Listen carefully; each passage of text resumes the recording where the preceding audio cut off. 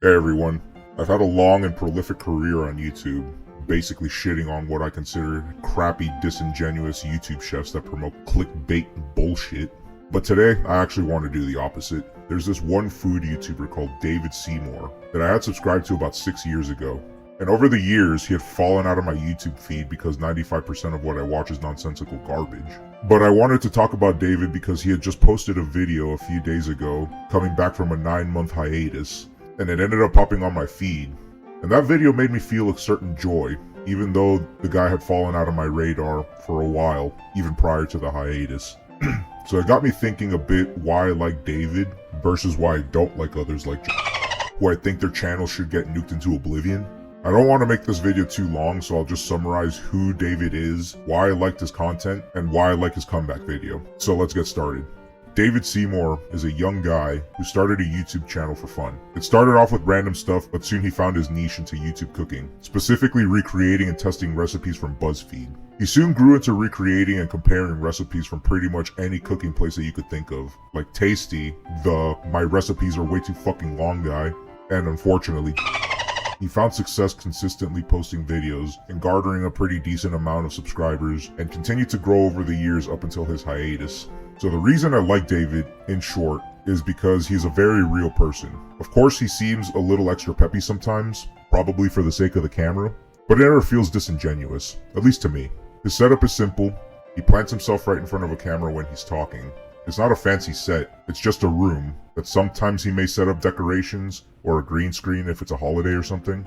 When he's cooking, he goes to the kitchen and shows all the ingredients he's going to use, and then makes the recipe, while chit-chatting about the process. Once he finishes the dish, he brings some back to the room, and he judges and discusses it.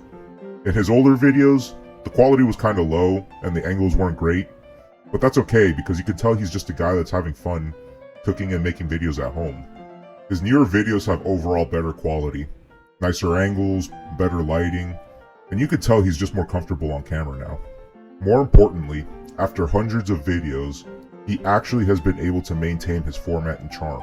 He still seems like he's just a dude having fun cooking and making videos at home.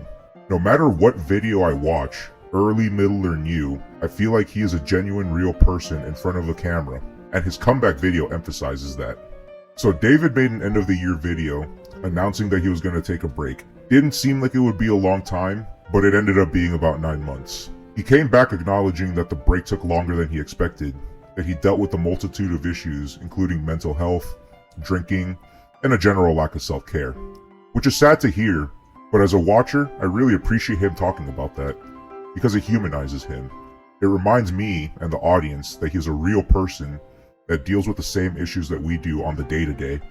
The good news, however, is he spent the hiatus really picking himself back up. He did loads of self-care, both mental and physical.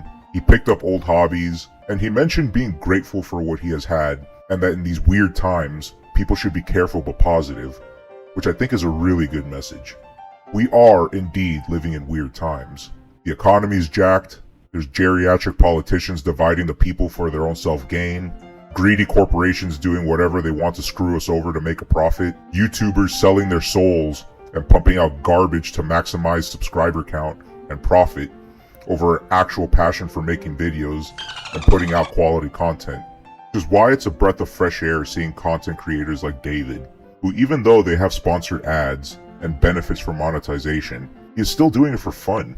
He still acts and shows that he is a normal person with a real personality and goals, as well as issues that he has to deal with. Very contradictory to the soulless content farms that will tell you that they are passionate, but we all know it's for the money. I digress. I don't want to get into that rabbit hole right now. David, if you're one of the 5 people that are watching this video, I'm glad that you're able to take the time to take care of yourself. The new kitchen looks absolutely fantastic. Major renovations are a bitch to deal with, but the end results are always worth it. I really hope that you enjoy the kitchen and the new house renovations.